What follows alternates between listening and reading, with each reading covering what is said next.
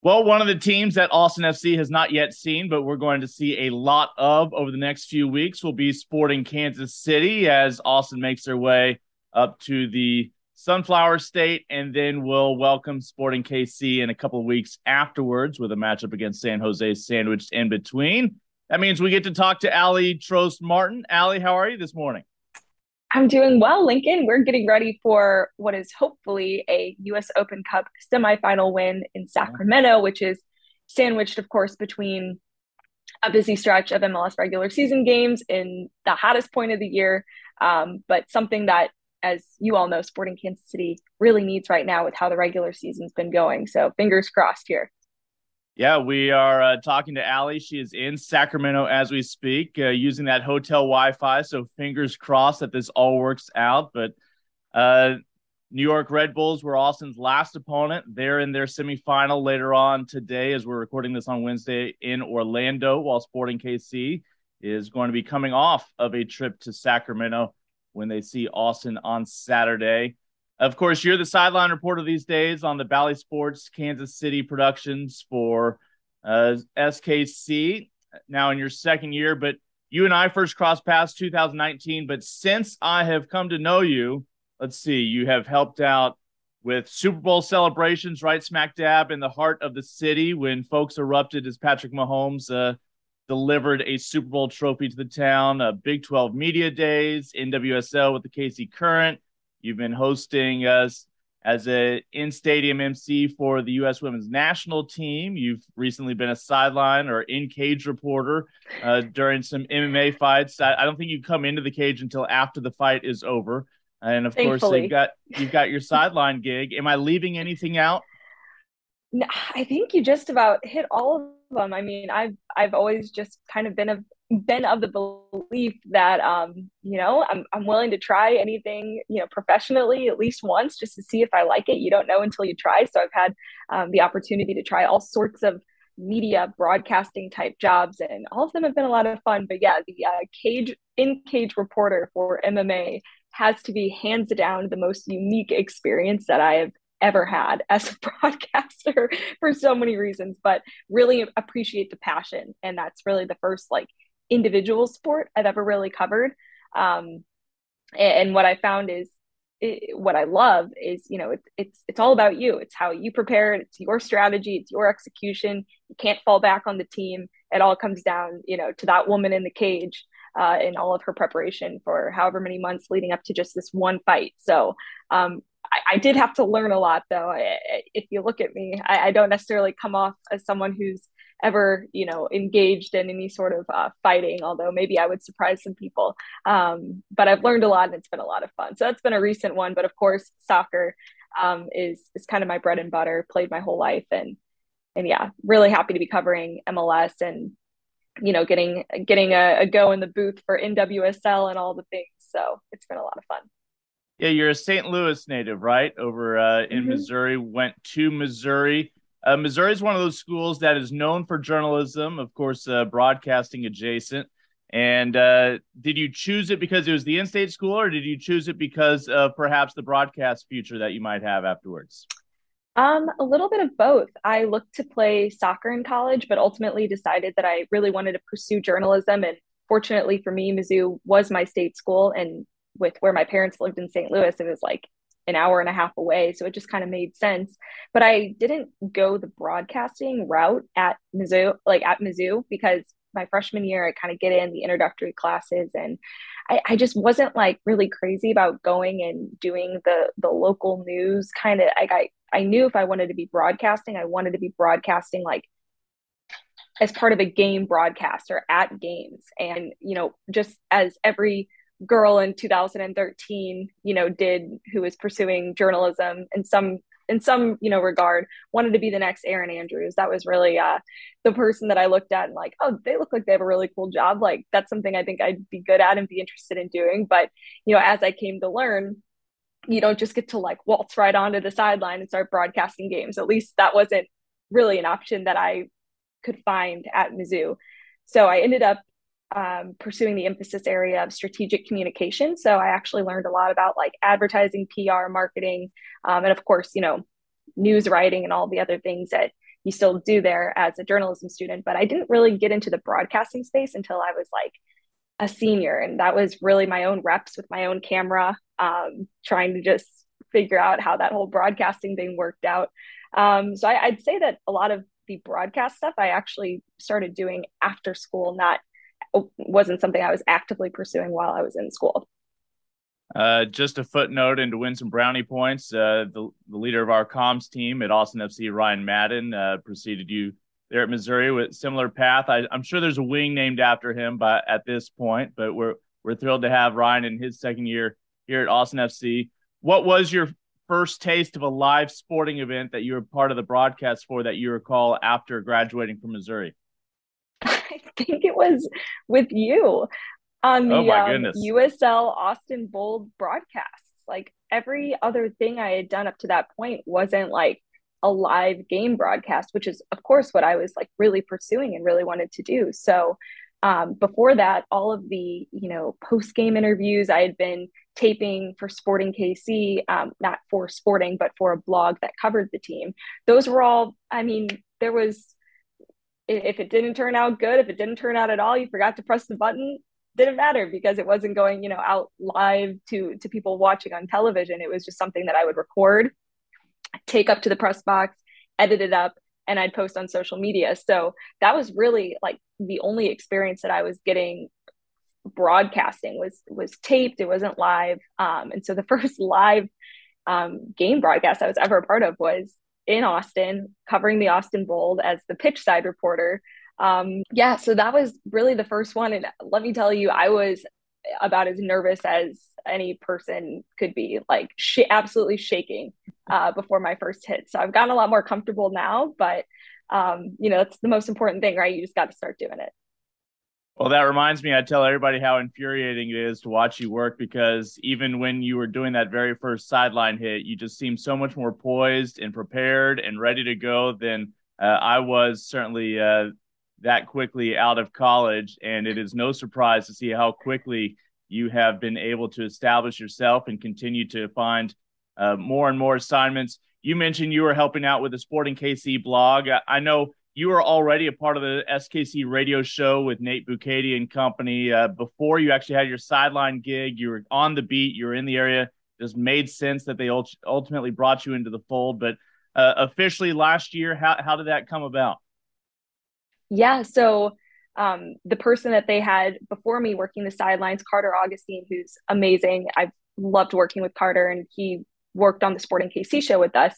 He wanted to pursue other opportunities, and one of those being play-by-play. So he does a lot more play-by-play, and it just wasn't, I think, working out with the schedule as much. So he transitioned out of that sideline role with Sporting and started taking on more and more play-by-play opportunities. And so when they were looking for a sideline reporter, they literally just called me to see if I'd be interested in doing it. And little did they know that was a job that I had really wanted for a long time. So I was obviously thrilled, over the moon, and just so excited to take that step. So it really all kind of came about really fast. And I think they called me in maybe April or May, and then I did my first game June 12th of 2021. So it all just happened really fast. But I mean, I've been very fortunate to work with an incredible crew. Like, our producers are amazing. Of course, my broadcast partners are incredible as well. And so I've really enjoyed it, and I've learned a ton, not just, from an on-camera reporting standpoint, but also like behind the scenes, just all of the hard work that goes into putting on a game broadcast. It's been really cool. So yeah, it all came about really fast, but I've been loving it. And one of my favorite parts of the job, in addition to getting to do the reporting and everything, is just all the different MLS stadiums I've gotten a chance to see, because I travel with the team. So I've really gotten to see what soccer looks like and means in so many different parts of the country, which has been really, really neat. As a, soccer lover and nerd myself, just getting to go around and see stadiums that had been on my bucket list for a long time. It seems odd that we're just now seeing Sporting Kansas City. We're going to make up for lost time. I mentioned 2 of the next 3 matches for Austin FC, because when Austin was on that 8-match road trip before they ever played their first game at Q2 Stadium, they actually went to Kansas City not once, but twice, the second time to accommodate a scheduling snafu a little bit later on in the summer. But finally, you all got to return the favor last fall in one of the last matches of the year. What do you recall from your time at Q2 Stadium?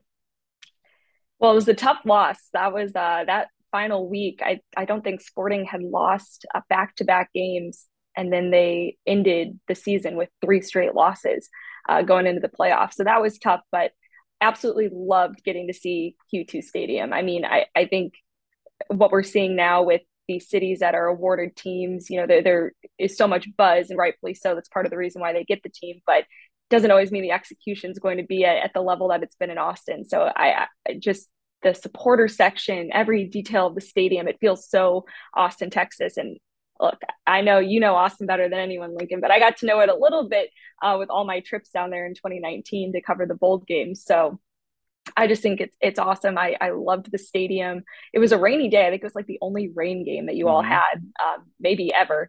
So that was definitely that was something. Working in the rain is as a pitch side reporter isn't always the easiest thing, but I've done it enough now. I think that was one of my first games though. But no, it was such an awesome experience, and I love like at the very beginning of the game when it gets really dark and they have like the green light. I don't know. I hadn't seen that. I was like, whoa, where am I right now? I'm at a nightclub. I'm at a soccer game. I'm at Cosmic Bowling. So no, the atmosphere that the team and the clubs created, and to have as much success as the team's having this year, um, well deserved, just from top down. Yeah, that was a rainy night. That was a chilly night, about 55 degrees, I believe. Meanwhile, as we record this, about 100 degrees back here in Austin right now. I believe Owen Wolf made his MLS debut that day, and Sebastian Driussi Yep. scored, I believe, about 26 seconds into that match to try to set the tone. That was the final home match last year, as Austin was able to reward those fans with a victory, and of course, a taste of what would be to come for this upcoming season. You talk about new markets in MLS. The newest market's going to be your hometown of St. Louis. How excited are you for your hometown, and how do you think that's going to play out over the next few years? I'm so excited for everybody in St. Louis. I mean, this has been a long time coming. It's such a great soccer town. I mean, I was talking with some of my colleagues last night just about St. Louis and what the market's going to be like there. And I think their academy is going to be incredibly strong. I mean, every kid in St. Louis plays soccer. It's not like a city that's ever struggled to get kids engaged in playing soccer. I mean, there's so much talent that comes out of there.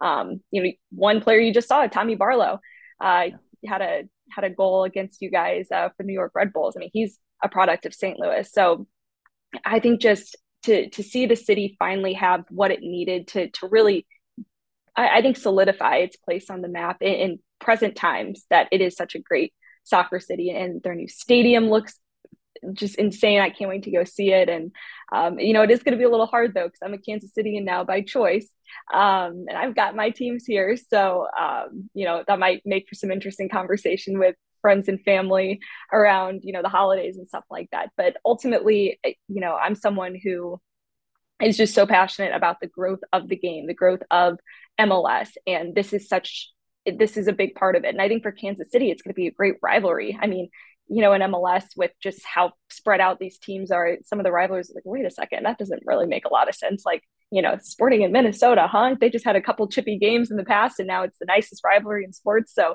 to maybe start creating some of those real rivalries that, are going to really help, I think, just with fan engagement, with growth and just eyes on the sport, it's going to be awesome. So I'm really happy for St. Louis, and I think they're going to have a lot of success in specifically on the academy side too. Again, St. Louis City will be joining next year, but right now we're talking to Aly Trost, a sideline reporter on the TV side for Sporting Kansas City. So let's dive into this weekend. Austin against SKC. SKC bottom in the West right now. Austin sits in second, but SKC actually has probably better odds to make it to the CONCACAF Champions League than Austin does at the moment, because you just need two more wins for the rest of this calendar year. They need to fall within the U.S. Open Cup.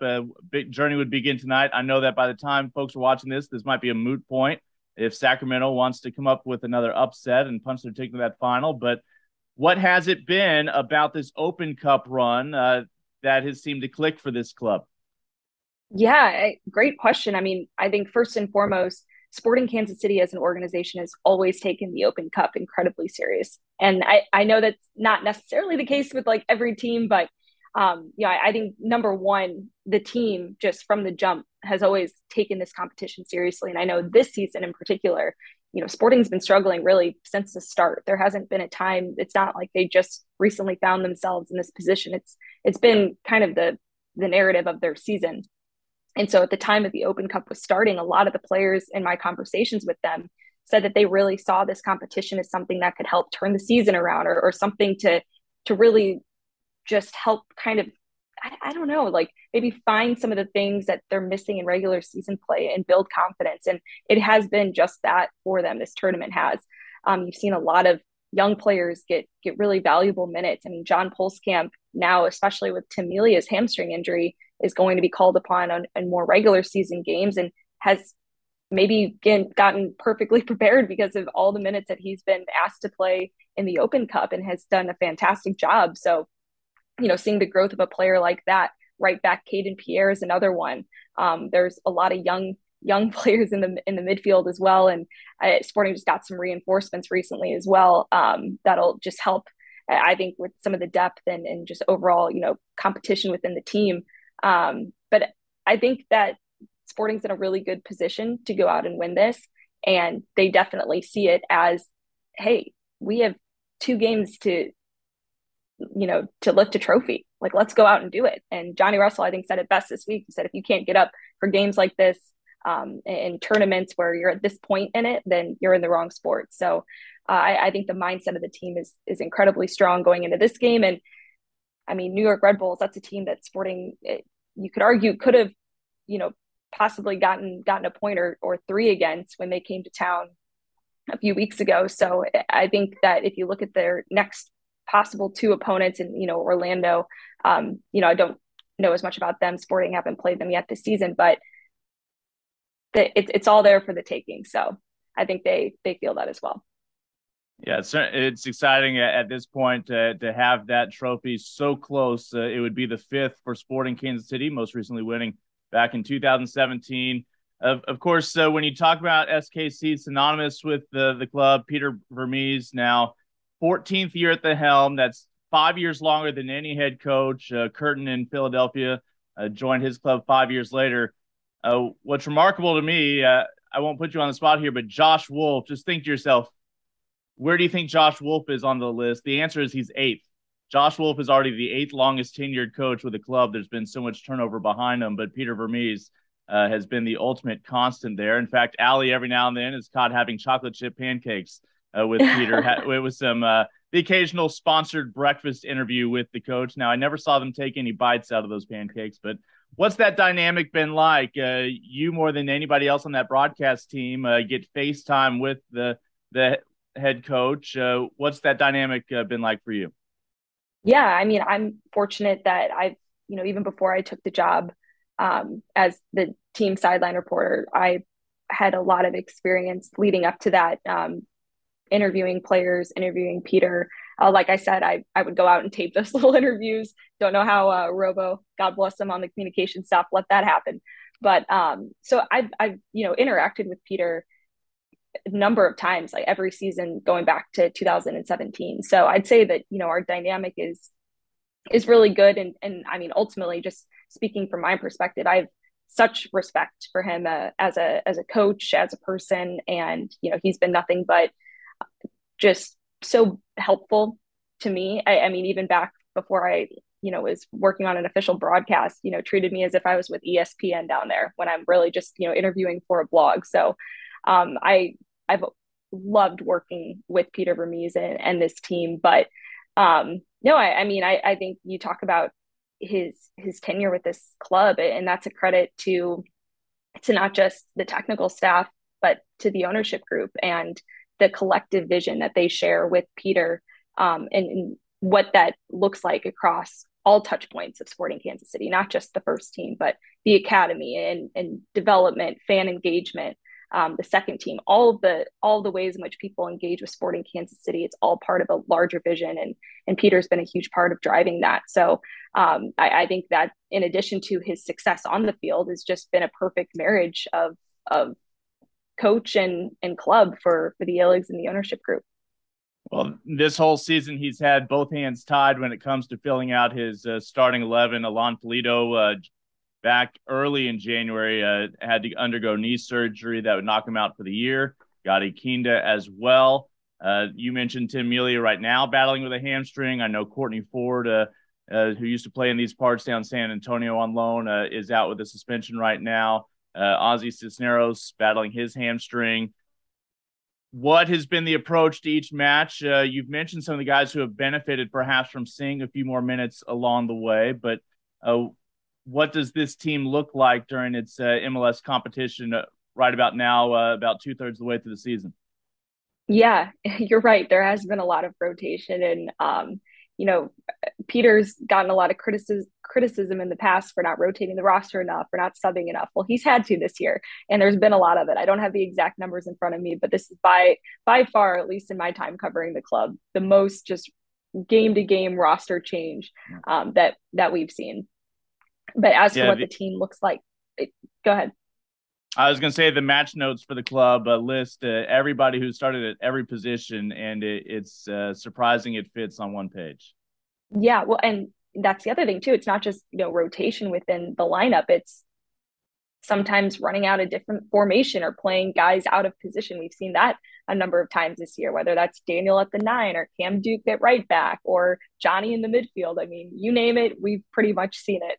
And so I think that's definitely hurt the team in terms of consistency. Peter's talked a lot about just how that consistency is so important, and they just really haven't had that at any point this season. But as for what the team looks like right now, their two new additions, Eric Tommy and Willie Agata, have looked really strong in training and looked really strong in their first appearances for the team in a loss against LAFC over the weekend, and could very well be immediate starters. Peter's always talked about the difficulty in bringing players in during the summer transfer window and how hard it is to acclimate guys midway through the season. You don't get the opportunity to really get them over a full preseason and kind of help just get them, as he likes to say, indoctrinated with the club.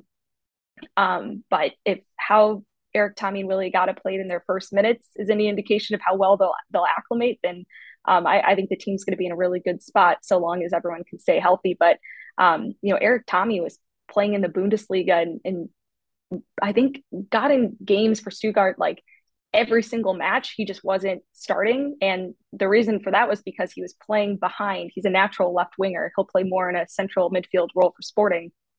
It's because he was playing behind rather just a lights out top Bundesliga left winger, and that was really what was keeping him from being a consistent starter there. So the fact that he can kind of come into this team, has the ability to play out on the left wing, but can move inside and play a more central role for Sporting, which is really where they need the help.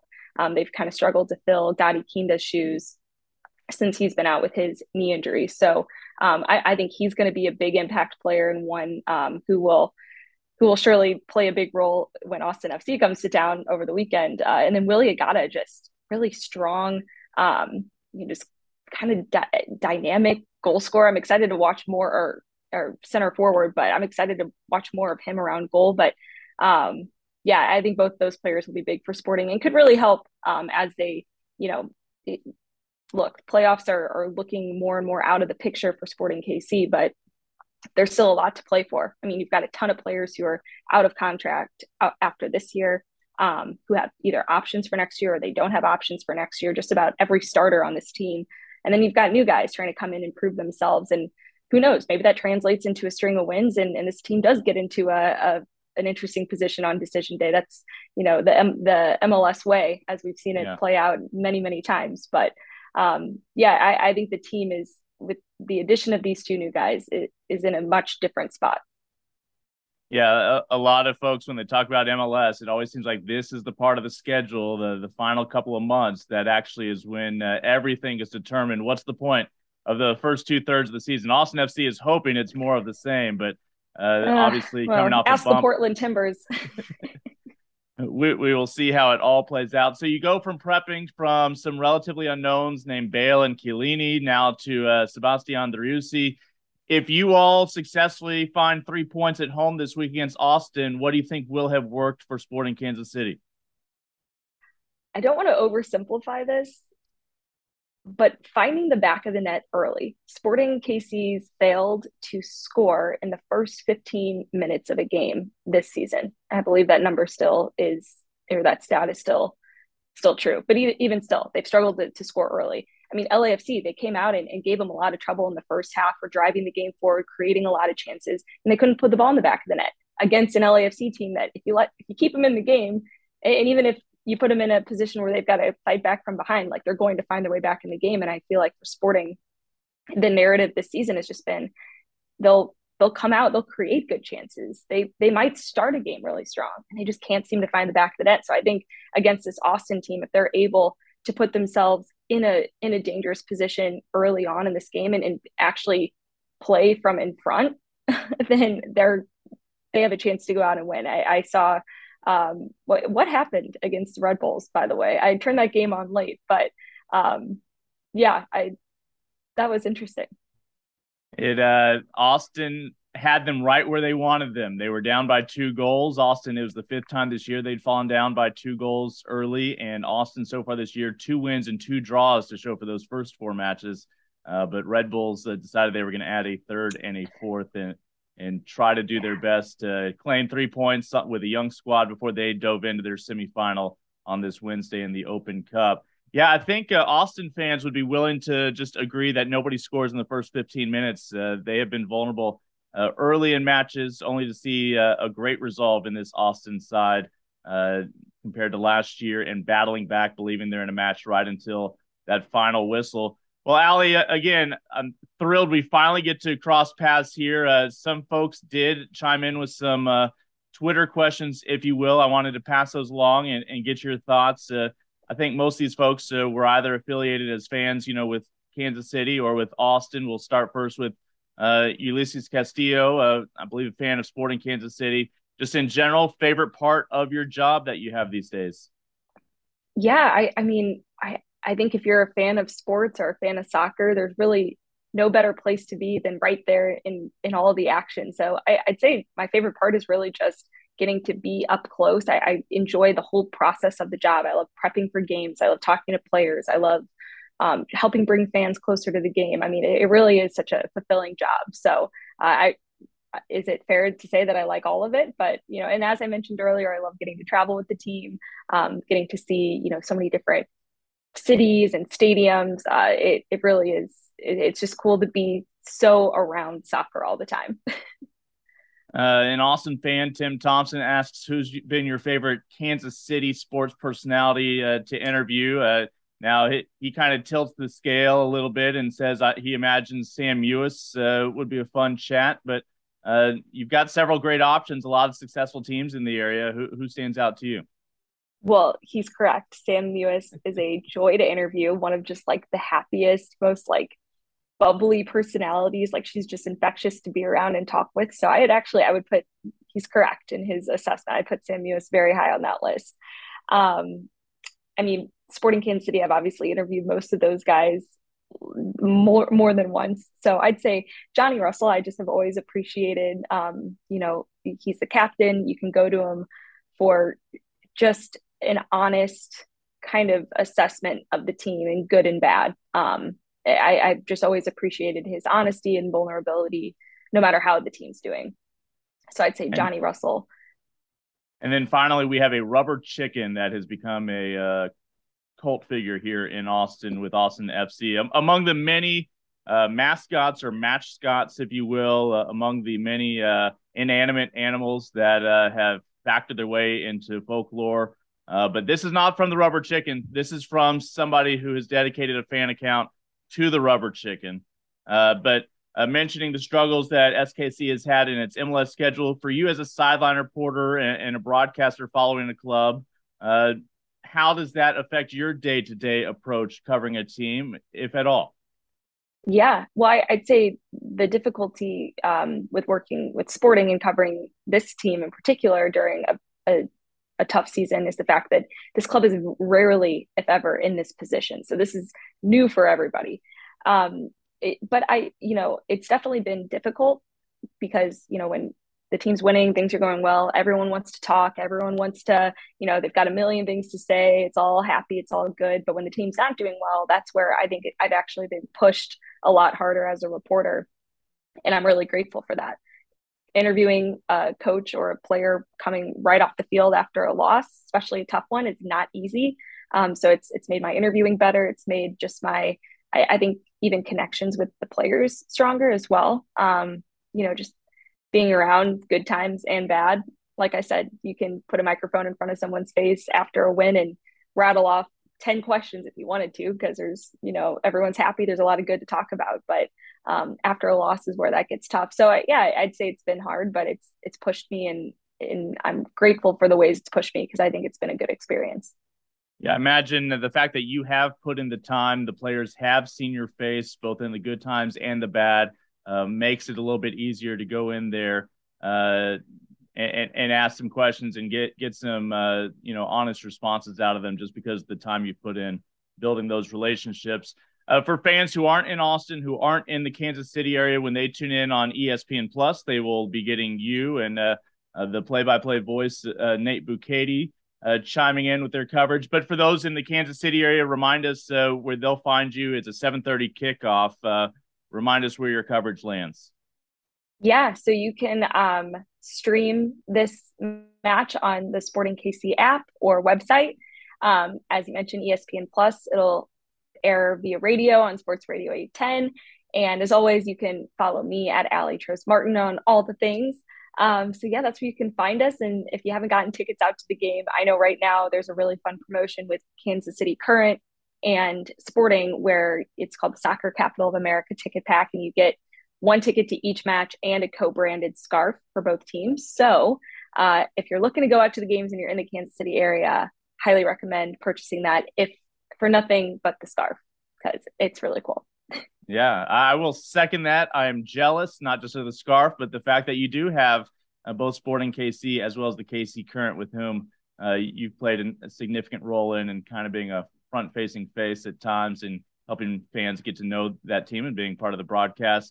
Of course, here in Austin, the Austin FC TV crew will be up on the air a half hour before that 7:30 Central kick, so they'll go live 7 o'clock with CW Austin with that fantastic pregame show. Features Adrian Healy, Michael Lahoud, along with Spanish voices Roger Valdivieso and Sonny Guadarrama. They're actually going to be doing it from the St. David's Performance Center this week, so it'll be another chance to kind of perhaps get a few looks at that fantastic venue that they have built for the players to train at here in Austin. My radio coverage will be on Alt 97.5 FM here in Austin, as always for free on the iHeartRadio app.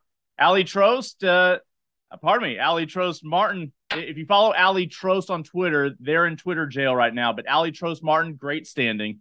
The problem is somebody tried to create a parody account, and why wouldn't you want to parody the career and life of Aly Trost Martin so far? Congratulations on all the success so far, and look forward to seeing you in the very near future. But first up, Austin FC against Sporting Kansas City on Saturday. So excited. And I just remembered this, my first broadcast, as we were talking about that earlier in our interview, my first ever broadcast was when Austin FC came to town. That was June 12th. Stuver absolutely stood on his head in that game. Sporting had just about a million chances, couldn't get past him. So we'll see if he's out of health and safety protocol for the game on Saturday, right? Yep. We fingers crossed that the man himself, the legend, Brad Stuver, who quickly won over the Hearts last year, is back in the lineup, and everybody's healthy and all set to go. Again, it'll be a moot point for a lot of folks tuning in, but best of luck Sporting Kansas City tonight against Sacramento. They can watch that on ESPN Plus. I assume they'll get some good Twitter coverage out of you, as well as perhaps a hit after the match that they can catch up with everything that unfolded. But Aly, again, appreciate your time as always. Enjoy following how your career has continued to skyrocket, and hope to see you soon. Thank you, my friend.